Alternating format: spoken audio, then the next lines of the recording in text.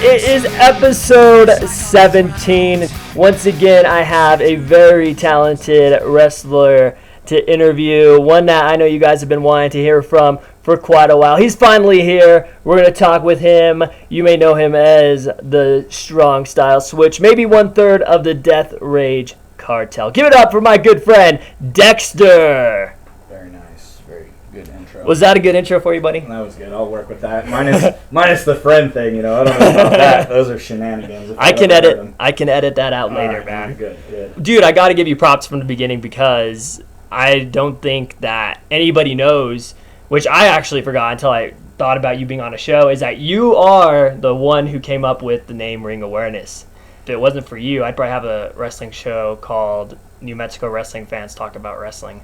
So I don't know if you even remember that you came up with Ring Awareness. I just remember you had called and were curious, and it was a name that I'd come up with and Basuda had come up with, and I honestly can't remember which one was picked, so either he gets the credit or I do. So well, I was giving it to you, but maybe it was Basuda. It could have been Basuda. He might be all pissed off now.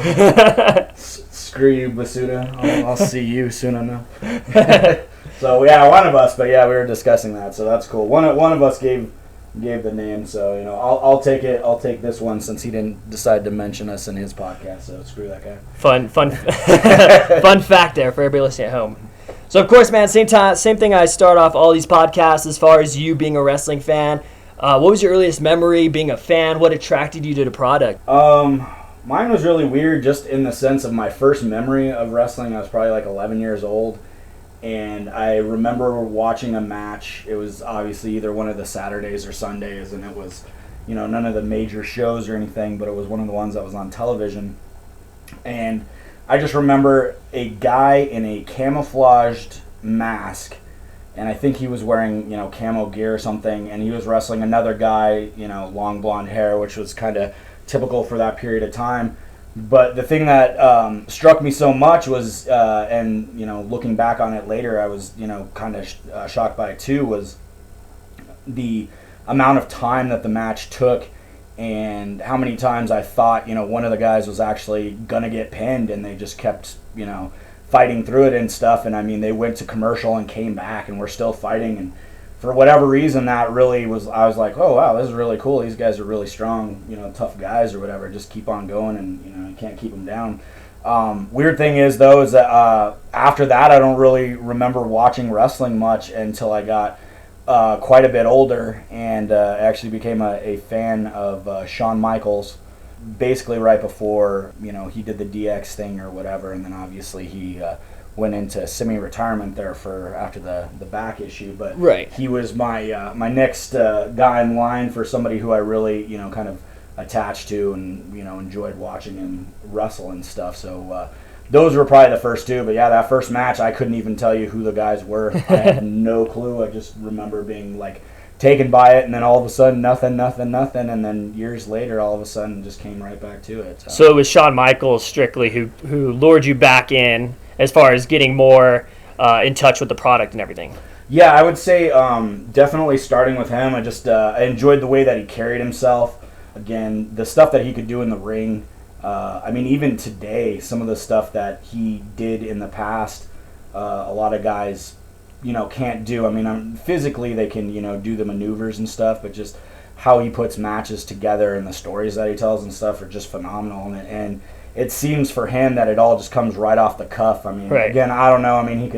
He could sit there and, talk his match out for 6 days for all I know, but the way it comes off is just, everything is so fluent and it's so natural that I can't imagine. He probably basically just goes out there and tells his opponent he's going to kick the crap out of him, and to do the same to him, and best man win kind of thing. So right.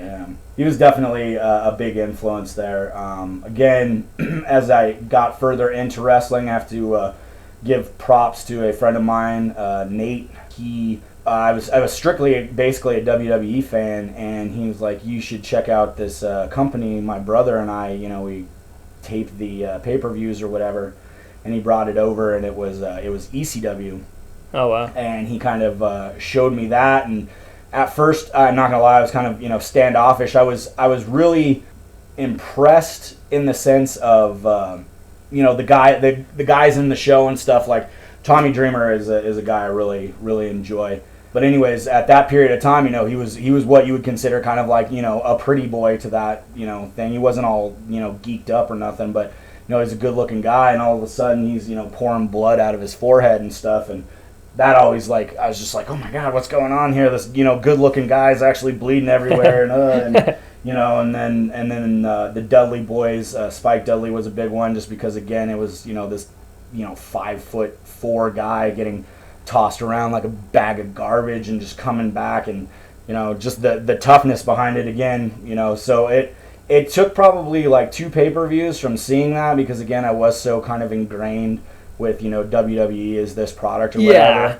But then after watching a couple, I was just like, I was completely hooked, so I got to give that guy props, and that's probably really what kind of steered me into going, I'd like to do this, because I mean there's guys that don't all have this prototypical look to them. They have to be out of a cookie cutter kind of thing. There was every different body style, every different look. This guy over here can wrestle the hell out of the place. This guy is not really a great wrestler, but for whatever reason the fans are getting behind him and doing this and that, and it really kind of brought me in, and I was like, damn, that's something I think I want to try. So nice. Let's jump into you as far as being a wrestler. Obviously, you were trained by Rugged Rick Daniels. That is correct. And how was it as far as getting trained and everything?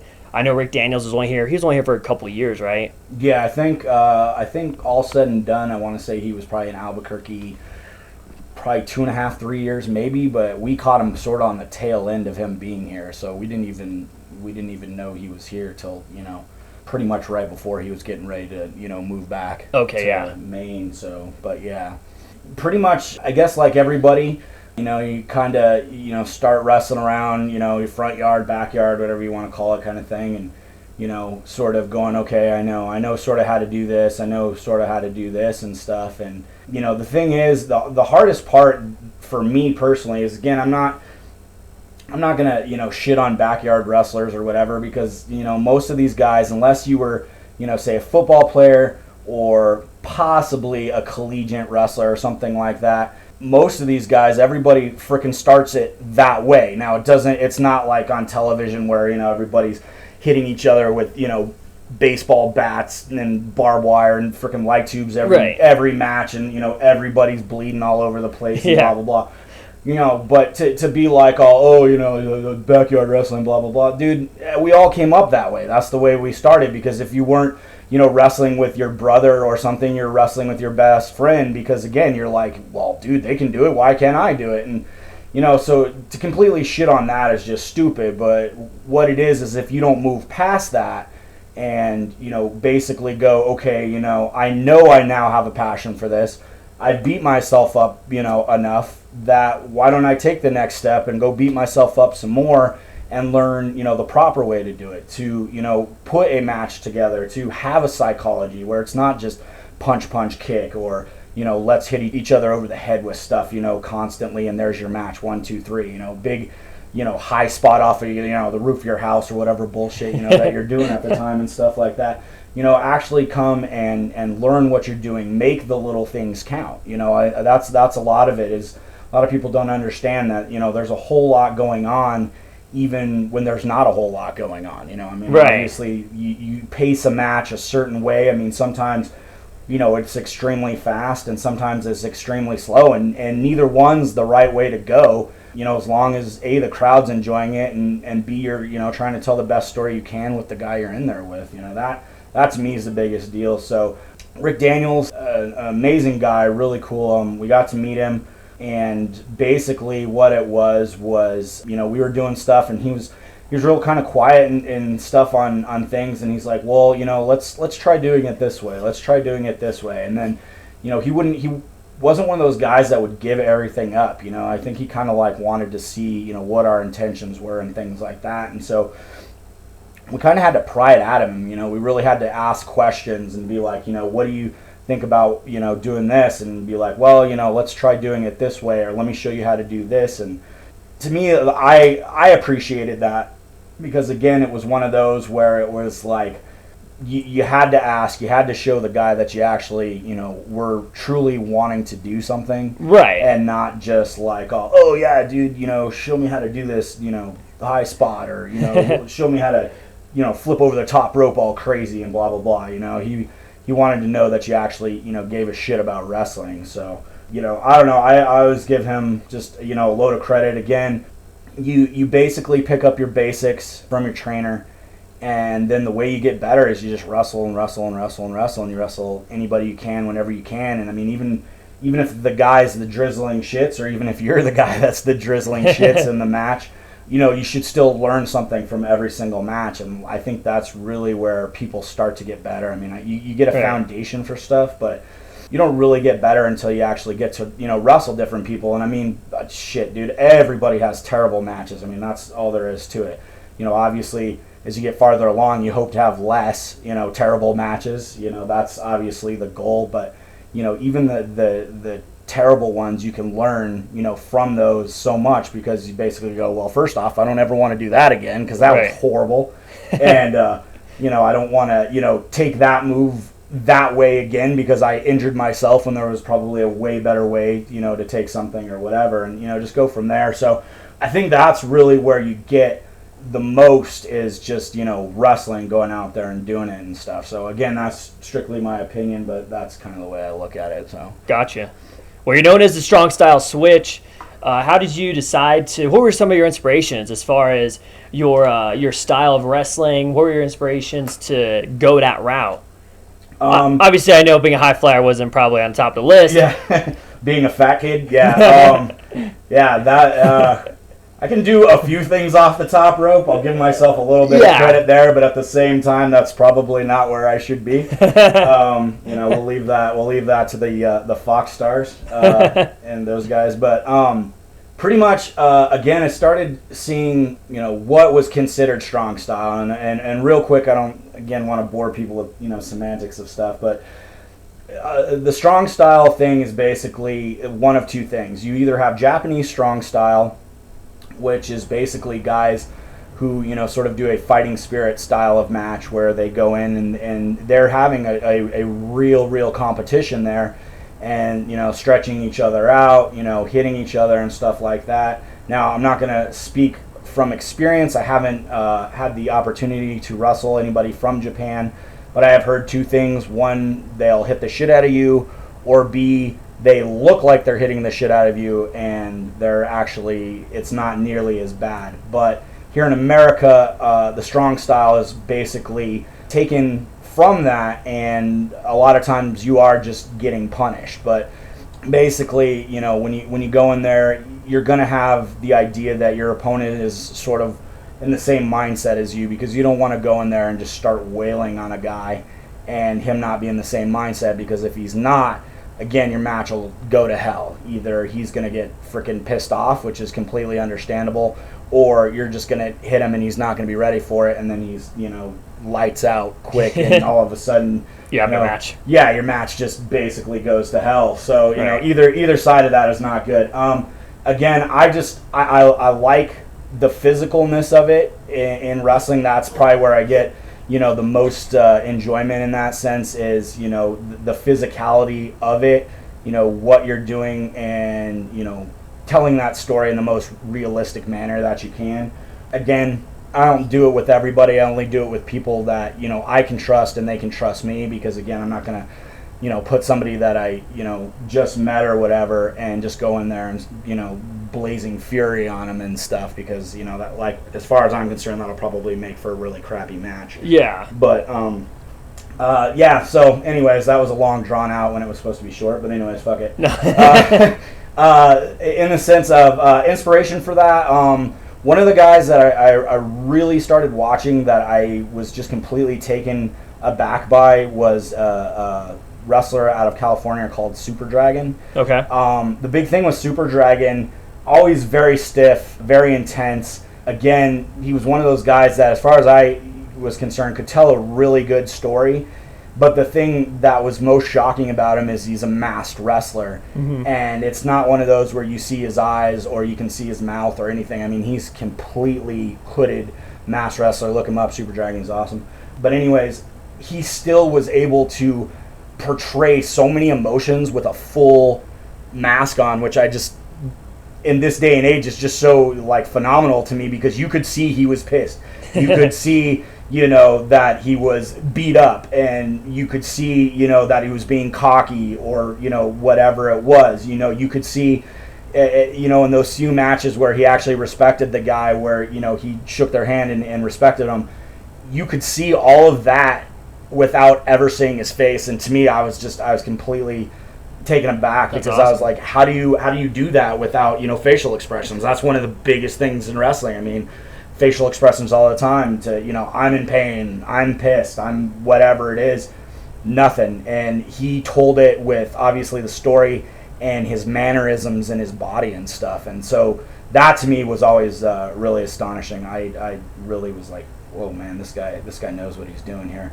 Again, Chris Hero is probably right now my favorite guy to watch, and it's probably because he evolves with every kind of, I guess I don't want to say generation, but every couple of years he kind of transforms himself into something else. And I mean, when he first came up, he's a big guy, and even now he's in great shape, but he was a really, really big guy when he first came out. Mm-hmm. And I mean, he was still moving around the ring with fluidity like a cruiserweight would. Now, it's not that he was doing completely cruiserweight moves, but just the way he moved around the ring and a lot of his moveset and stuff. And now, obviously, MMA is, the big thing and stuff, so he's kind of transitioned himself into the modern, era of really being a strike-heavy wrestler. And, I mean, everything he does, you believe it, you know what I mean? I mean, when he kicks a guy's face off, he kicks a guy's face off, and, he just works his tail off. I'm a little bummed, obviously, he didn't get into the E, not that, that's a huge thing one way or the other for me, but, I mean, the guy's been, busting his tail for a lot of years, and I thought, if nothing else, he at least deserved a decent payday. And For sure. Obviously that's a great place to, get your payday and stuff, for putting in your time on the indies. So that was kind of a drag for me, but he's a major guy. And then the last guy for me, again, that I guess I sort of patent myself after, I guess, if that's the right word. I'm the budget brand, as I call it, the Kmart version of Eddie Kingston. He's a very strike-heavy competitor and stuff, and he does a lot of throws, and that's pretty much kind of my style, is basically strikes and throws. So, I'm not nearly as good as he is by any stretch of the imagination, but, I'm the budget version of Eddie Kingston, so there you go. So dream match between those three: Super Dragon, Eddie Kingston, Chris Hero. If you could face one of the three, only one of the three, who would you go with? Okay, long story long. Short version would be Eddie Kingston. Eddie Kingston.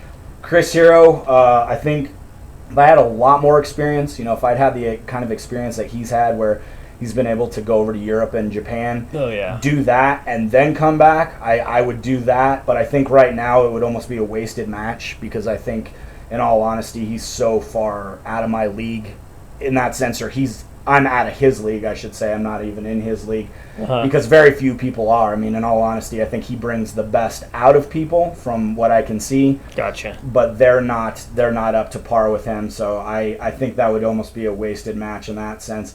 Super Dragon would be amazing, again, just because he is kind of the guy that I first looked at and was like, wow, this, just crazy strong fighting is awesome. So it'd be cool to go in there and bang. Again, he's pretty jacked up. He doesn't wrestle anymore, so I'd say put on the back burner. Yeah. Eddie Kingston for sure would be the one, because at the end of the day, if I had a decent match with Eddie Kingston, it would be cool to shake his hand and him basically say that, like, hey, that was a good match, and I would appreciate that, because again, our styles, I think, would work really well together, and we could have a solid match. So I'm going to go with Kingston, but again, long story long, so go screw yourself, Merrick. How'd I ask?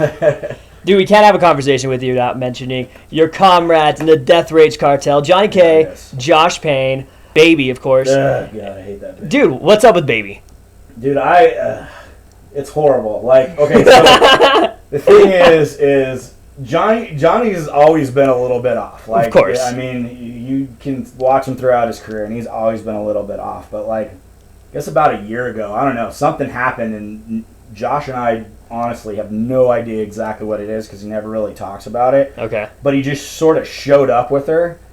And, at first we thought it was, it's kind of funny, whatever, blah, blah, blah. But, like, now, dude, it's, like, taking on a life of its own. Like, he sleeps with her. I mean, he doesn't, like, sleep with her, It's not like it's a sex toy, at least as far as I know. But anyway, he has that. He, like, some of the funnest stuff for me is fucking with that damn baby, like, in the back when he's not there. Uh-huh. But he has, like, this inner sense, like, that she's been fucked with. And that's funny and terrifying all at one time because you're just like, dude, you need to calm the fuck down. And, oh, no, he's crazy. I've seen him, like, flip out and lose it on people and stuff, yelling at people. We were at Slam U one show, and he actually chased me around the whole arena. So I got my cardio in that day for that one. Because I was fucking with her. But I don't know, honestly, what it is. I mean, I guess the only positive for me personally that I can say about Baby is that it has made him an even more intense competitor. Uh-huh. And at the same time, like, it just really goes to show he's completely off his rock, which is just hilarious to me because he's freaking nutso. I mean, there's Josh and Dex crazy, and then there's, like, Johnny K freaking don't touch Baby, she's in handcuffs around my wrist crazy. It's a whole nother thing there.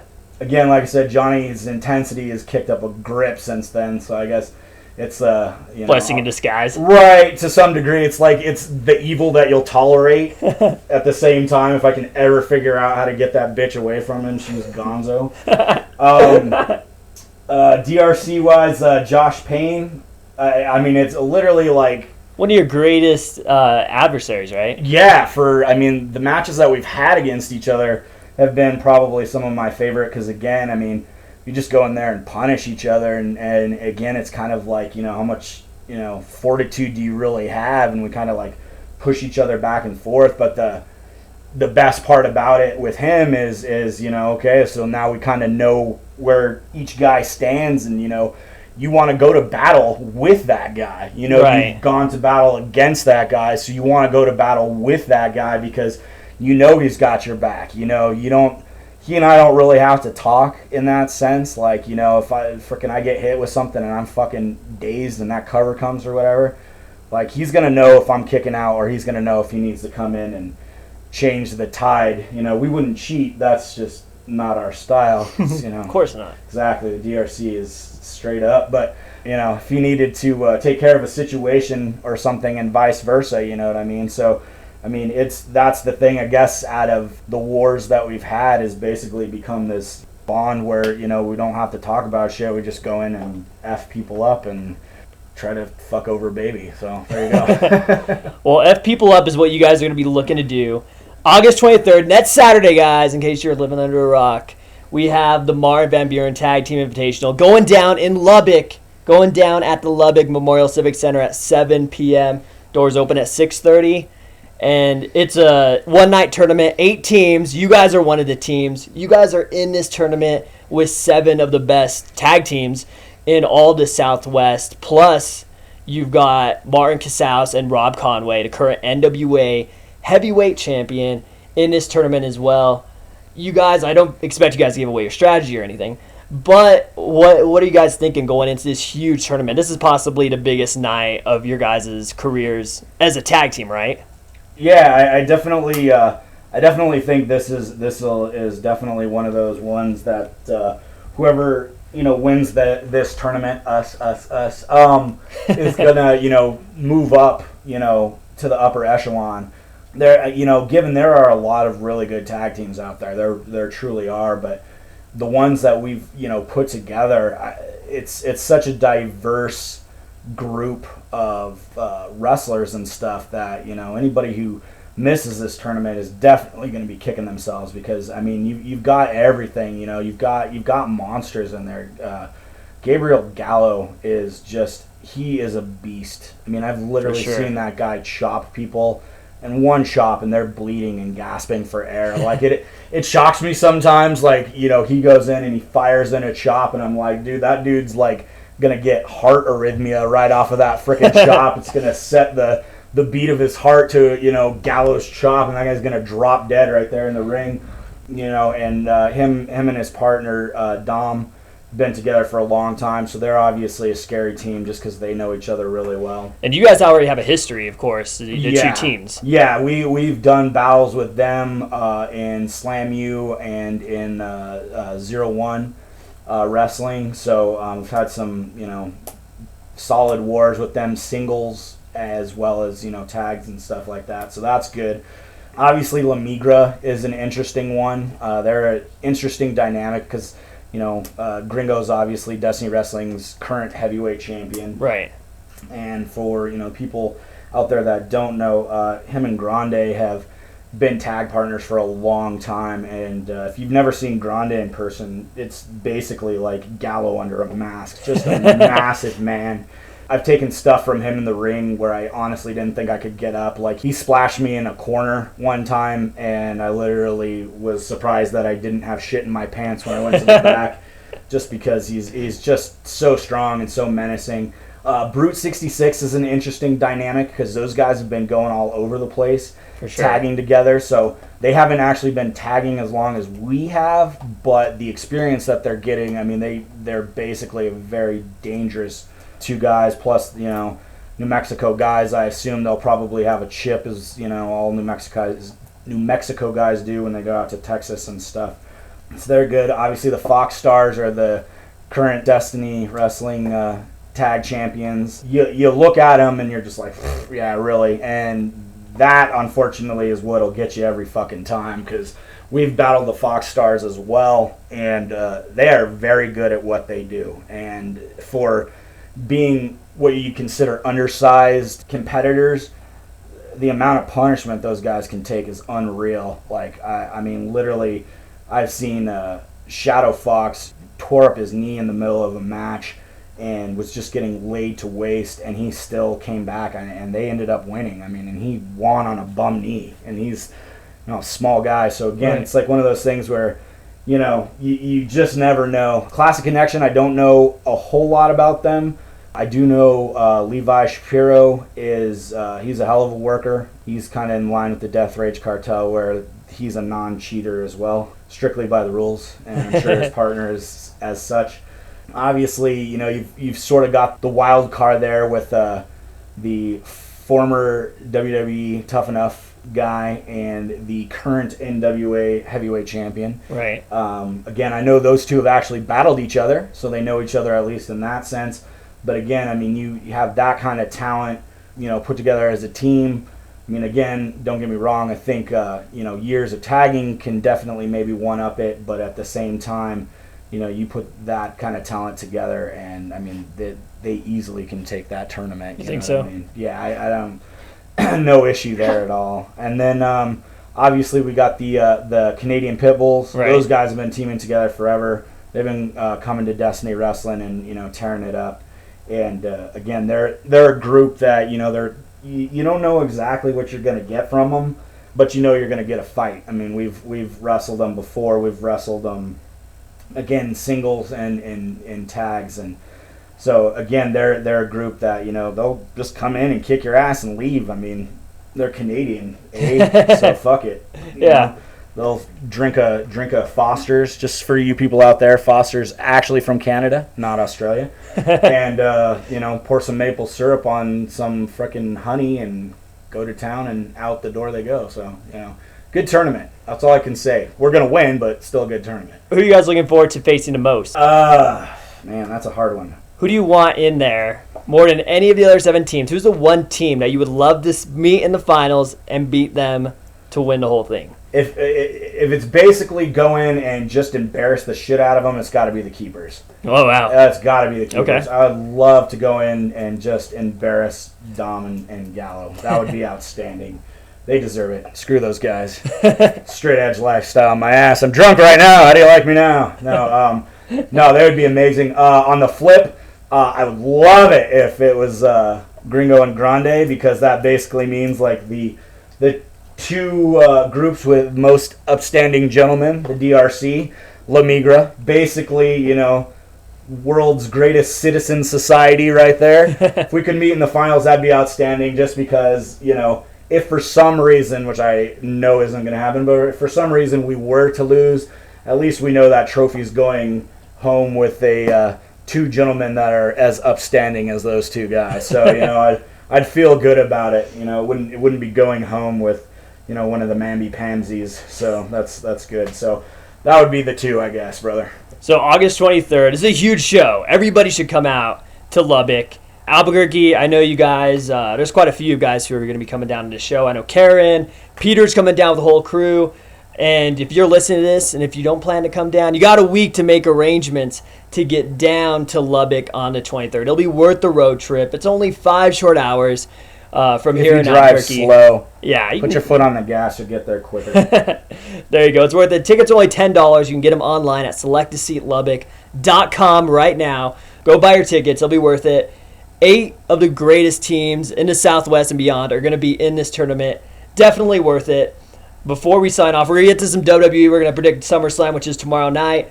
We've got a fan question from the lovely Angela, one of your dear fans, one of your biggest fans. Yeah, I actually like her. I think that's probably why she's still alive. We haven't actually tried to hunt her down and kill her, because she is... I'm sure she's going to be happy to hear that. Yeah, she's a hell of a fan, so that's good. We're going to keep her alive, because she supports the DRC, and, there's enough people for us to take out and kill, so we'll keep Angela going for us. Well, here's her question for you, Dex. She wants to know what emotions run through your mind before you step out from behind that curtain, before you go out to wrestle, of course.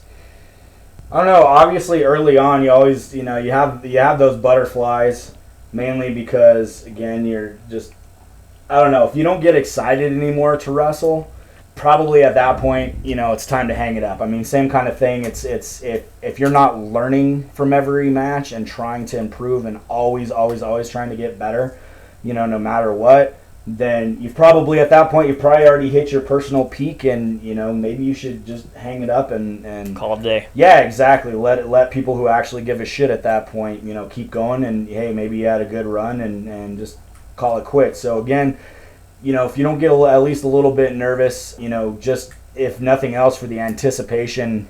Other than that, the other thing that I usually feel is, I don't know, just I tend to get really, I guess, cocky and sort of arrogant, and that's mainly because, I don't know, I just want to go out there and basically do stuff that, the fans haven't seen before, and give them, hard-hitting stuff that, you don't get to watch on TV.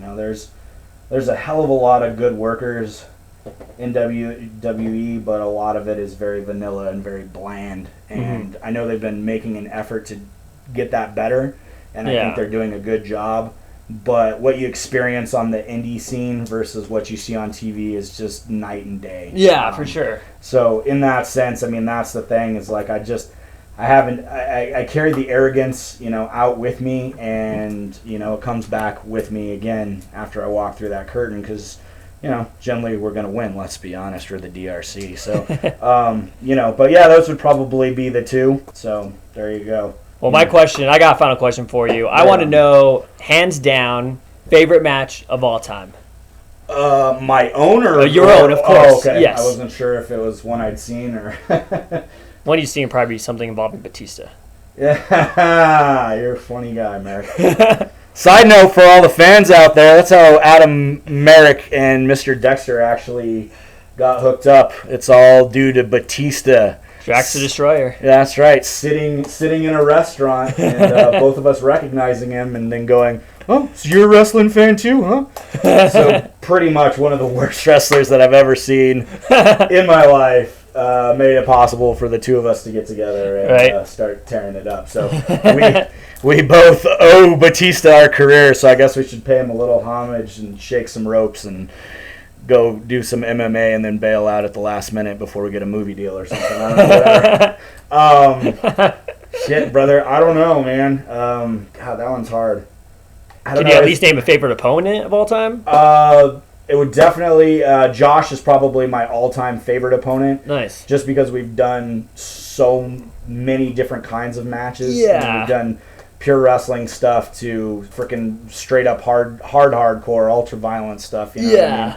And everywhere in between. He probably would be, obviously, he's now become one of my very best friends in the world. So again, that's one of those where you kind of experience those things with your best friend. It obviously helps. Nice. So that's, probably those. I did have a match against Gabriel Gallo that I was, fairly proud of in that sense because the guy's following us. And obviously, I guess you sort of have the mindset that, no matter where you are on the card, you want the fans, to, remember your match over everybody else's, by whatever it is you do. But with him specifically, we had a match, and there's a couple other guys that were following us, and they told us after, they're like, thanks a lot, guys. They're like, basically, we sat there and watched your match, and we're like, great, now how the hell are we going to follow that? So that has a lot to speak for Gallo in that sense. I mean, that guy's he's a warrior. He's a true professional. Again, I'd kill him at moment's notice. I have no issue with that. But I would definitely give him a lot of respect because he is a hell of a worker. That match was outstanding, and working Josh has been awesome. I'm just glad I don't have to anymore because he hits really fucking hard. So. Well, it's been about 5 years, I'd say, probably since you faced Quackenbush, right? Yes, yeah. How was that experience? Oh, Mike Quackenbush was fucking awesome. Like, everything about Mike Quackenbush is awesome. He's, for me anyways, I can only speak from personal experience, but really very humble guy in that sense. Extremely articulate, extremely intelligent, wonderful dry humor. But, yeah, just wrestling him was one of those matches where I just learned a ton. Nice. Like, he has obviously a much quicker pace than I do, being, obviously the founder of Chikara and the kind of guys he trains and works with and everything. And right. But, it meshed really well. Again, I was really, really young at that point doing that match. So if you watched that match and you thought it was any good, that all credit goes to Quack because... green is shit. Still green. Everybody's green as long as they're learning. But I was definitely green at that point. So, yeah, man, it was outstanding. I remember, this should tell you right there is great. I remember being in the match and I had locked in a hold, but I had a lot of his shirt in my hand because I was stretching his arm.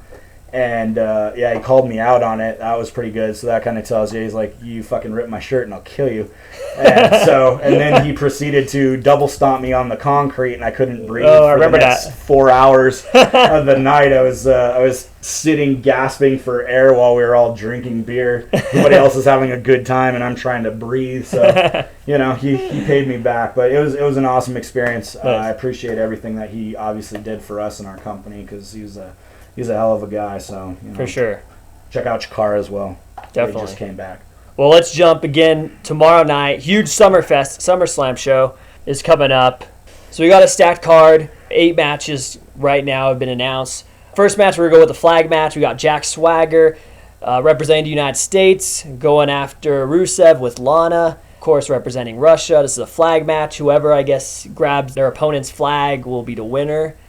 They just have to grab the flag, or is that where they have to pin them and put it over them? No, I think they have to grab the flag. I don't think the rules have really been announced, but I think that's what everybody's leaning towards what the rules are. I'm gonna have to go with the Russian. Okay.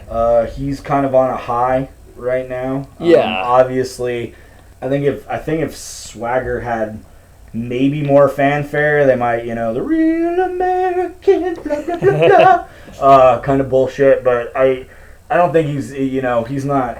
He's not the triumphant 50-star waving guy. So I agree. I'm gonna have to go with the Russian on that. I think he's too hot right now. For sure. They're gonna push him to the moon right now, and there's no reason at this point to lose. Plus, if that's actually gonna be your opener, the fans aren't gonna be that pissed the rest of the show. So yeah, I agree. I think Rusev probably setting him up for maybe a feud with Sheamus with the U.S. belt next. I see him winning. How hilarious is that? You got Sheamus representing the U.S. title as a guy from Ireland. That's right. Pretty funny. Versus the Russian. That'll be an interesting dynamic. Let's go to the Intercontinental title match. We've got champion The Miz taking on Dolph Ziggler. How both the mighty have fallen, right?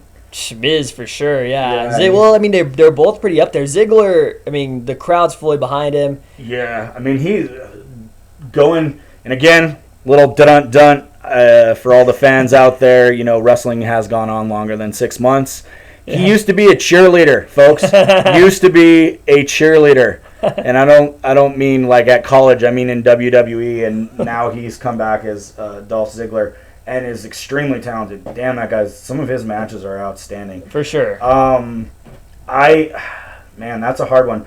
I don't think Ziggler needs to win that belt as much as I think Miz needs to hold on to that belt. So I'm going to go with the Miz, because I think what they'll do with Ziggler is they'll probably undercard him for a little bit and set him up for a big rise, and I don't think the Intercontinental title is something that he needs, where I think Miz does, so I'm going to go with Miz. Yeah, I think you nailed it perfectly. I'd say the exact same thing. No argument from me on that. I'll go with Miz as well. We'll go with the Divas title match up next. We got AJ Lee defending against former champion Paige.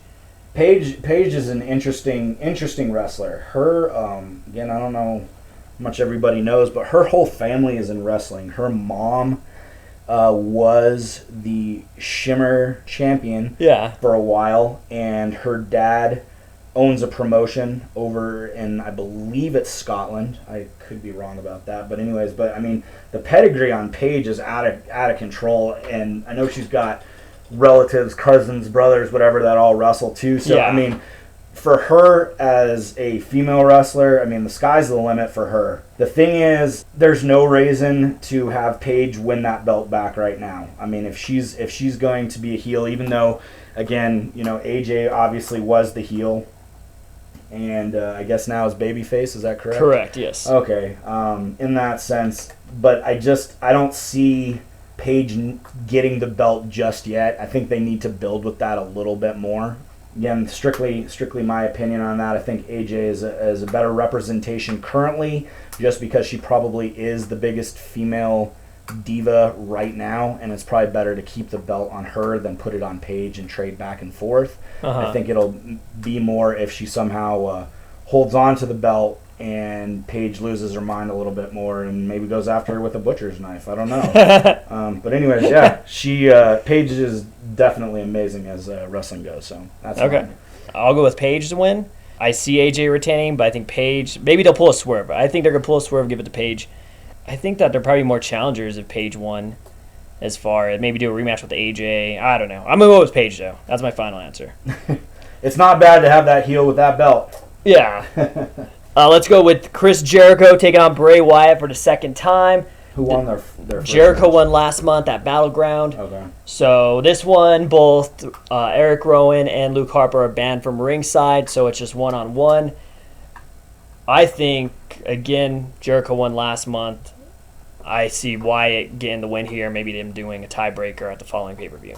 Yeah, that would probably be a good way to go. I would have to agree. I honestly don't see Jericho gaining anything by winning. Yeah. Where I see Bray Wyatt obviously gaining a ton by winning. Right. Jericho is I mean, every time he leaves and comes back, he's pretty much on top of his game. Give him a month and he's right back into the swing. For sure. I mean, he's been so good for so long, and he's never had an issue helping younger wrestlers in that sense. I see Bray Wyatt, the sadisticness. By the way, side note, yeah, the DRC had that gimmick.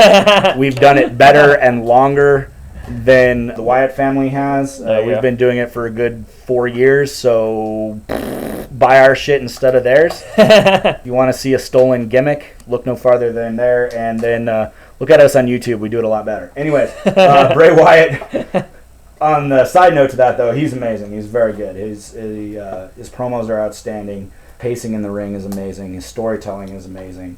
A lot of times they give a lot of the other wrestlers he works with more credit than him. Yeah. And that does kind of bother me a little bit. Even though he is a younger guy, he does exceptionally well with what he's given. So, give the guy some props or whatever, even though they stole our gimmick. I go Bray Wyatt as well, sir. Bray Wyatt. Let's jump to the Lumberjack match. We got Dean Ambrose taking on Seth Rollins. This match didn't happen last month, but now it's happening. It's Lumberjack, which means The ring is going to be surrounded by superstars to throw them back in. This feud has been, I say, one of the highlights of WWE programming for the last several months since the Shield broke up. Who you liking here? Is it for the No, briefcase? It is not. It is not for the briefcase. So I can see this going two ways. I am just going to go with the off the top of my head. Again, is it correct that Dean Ambrose picked this match, or is that incorrect? Correct. No, he did. Okay, so he picked this match, but obviously the influence of the Authority or whatever can pick whoever they want as lumberjacks. So that's true. Why they wouldn't, put an egregiously large amount of guys who would back the Authority or at least take a favor from the Authority for giving them a favor is beyond me. So if you see a 50-50 split of babyface heel, that's ridiculous. There's, if you have all the power to put any lumberjacks you want out there, Triple H, you put out two baby faces just to say that you did, and everybody else is a heel. Nice. And basically Dean Ambrose gets his ass kicked, rallies in only the way that he can, and then still ends up losing because... You think so? Yeah, oh yeah, guaranteed. Otherwise it's just kind of ridiculous to me. I mean, it would make sense that, they'd want to have Ambrose win, but it's just he's a fighter. I mean, I've watched since he was John Moxley. Guys had fucking charisma coming out every orifice of his body, and Jesus, man, if he'd drip a little of that orifice on me, I'd be grateful just because fucking guy's insane. But I got to go Seth Rollins because if the Authority doesn't put all heel guys out as lumberjacks, they're dropping the ball on their own shit. So. Yeah. That's cool if they did it that way. I think Ambrose is going to win. I think Rollins has kind of gone the upper hand quite a bit. So I think Ambrose is money, man. He's gotten quite the crowd reaction over the last couple months. Deserves it. Yeah, for sure. It. So I'm just going to go with Ambrose just because if they go the way that you're saying, it would be cool.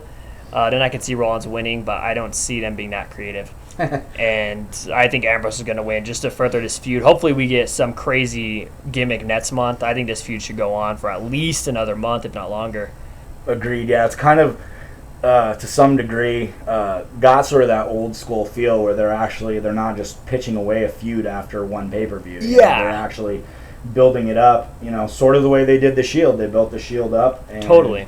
And, when you're going to break them up, okay, cool, you're going to break them up. So these guys are, try to be superstars on their own, which is, a good idea. But, again, if you're gonna go to that extent to break them up, why, kill the feud after a month? And they haven't done that. So I think they've done a really good job. And, I mean, that's old school to the T, man. Freaking keep on battling till somebody is really the clear winner. And, yeah. You have a real final outcome. Instead of just, one pay-per-view victory and all of a sudden it all just goes that, down the tube. So right. I credit them on that for sure. Let's jump to the other Shield member, the third member, Roman Reigns, taking on Randy Orton one-on-one. This feud, not really sold on it, kind of bored with it, honestly. I don't know what it is. I'm not really buying Reigns right now as a solo guy. I guess it's taking some getting used to without the two other guys with him. Orton... never been a big fan of his. I think he can have good matches. I don't know. How do you feel about this one? Is it for the title, I assume? No, neither have the title. Oh, okay. So look at that blackluster on my phone. It would make sense that they would push Reigns because obviously Orton is, no matter what, is a main event guy. Yeah. So in that sense, I mean, I guess Reigns would have the most to gain because obviously beating a super upper echelon heel guy could really help him to move him forward. So obviously, I guess in that sense, if they're just trying to push him up, it would be a good idea for them to do it. I still think it would be better if Orton won. Don't give Reigns, the fucking keys to the city yet. You know what I mean? Make him work for it. Mm-hmm. Because, I mean, obviously that's the direction that they're going. They want him to be the next Rock with, unfortunately, the lack of skills that, he has versus The Rock being extremely charismatic, an amazing talker. Right. At least understood, the business. I'm not, like, a huge Rock fan personally, but seeing what he did, you know, he knew exactly what to do and how to do it, you know, and all kudos to him. And they want Reigns to be that guy, but he's just not, at least not yet. Yeah. Obviously, I think it would benefit Reigns more to win versus hurting Randy to lose. At the same time, I'm going to probably go with, I think Randy will win that match. Okay. I'm going to go with Reigns. I think that these last 2 matches, I'm going to go with the heel. So I'm going to go with Reigns just to kind of start that push to the top for him, which I think will eventually lead to WrestleMania 31, I think. Maybe not. Hopefully not. I don't know. Come back soon, Daniel Bryan. Let's jump to Daniel Bryan's wife's match. Brie Bella is taking on Stephanie McMahon. Stephanie's first match in over a decade on WWE TV. I don't know if it's actually Brie Bella or Jesse Pinkman. They're dropping bitch like no other in this feud.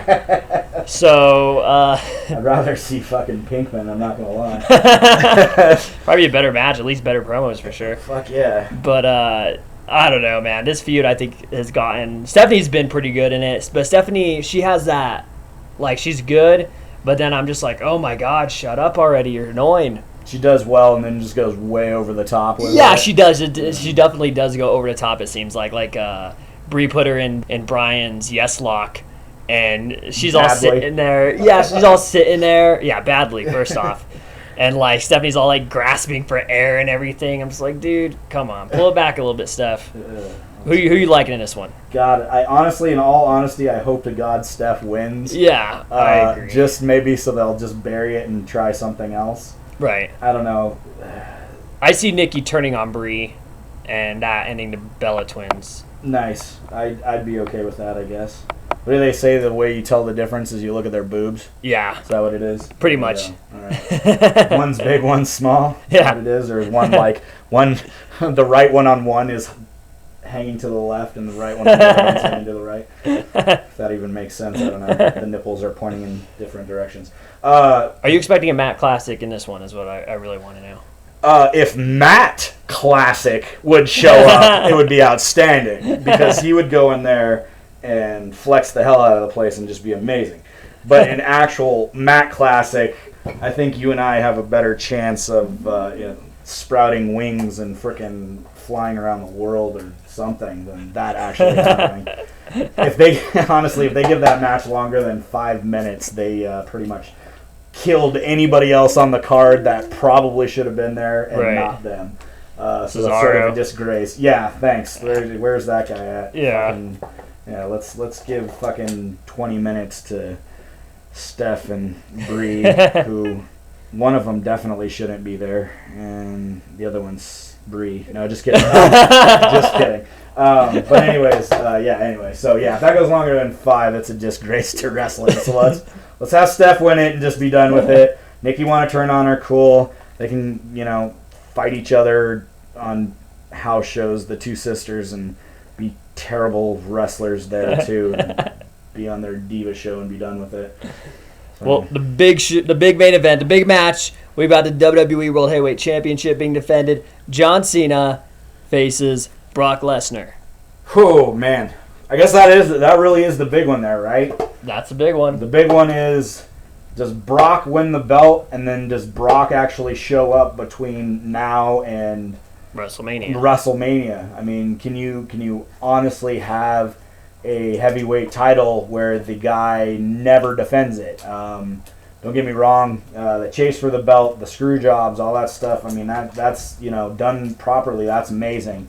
But I can't, they always have that contractually obligated thing that you will defend that belt at least every 30 days. And of course. Even if they push it to, every 60 days, that still doesn't get you even remotely close to WrestleMania. So yeah. I think the major question becomes, is Brock Lesnar signed on to at least do one show a month between now and WrestleMania? I have no idea, but I'm going to go with there is something there where he will at least show up more than he has in the past between now and WrestleMania.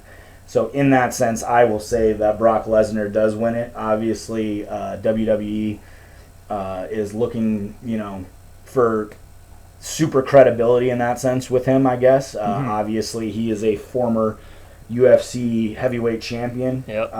He's a former, NCAA champion. Yep. And, so in that sense, I mean, it's for them the credibility to say, hey, Brock Lesnar, the guy that, conquered, collegiate wrestling and then conquered, MMA is our heavyweight champion. Who's going to argue with us for legitimacy? True. They really can't at that point. So I am going to go with Lesnar. The one thing I'll hope with Lesnar, with him possibly doing more dates, is I think it would be great if he'd get back in there and train to be a wrestler, because I remember back in the day when he was actually a very, very good wrestler. Oh, yeah. Not throwing Germans where he doesn't even get off the mat and just kind of does a roll and then dumps Undertaker on his head, unfortunately, not in a good way.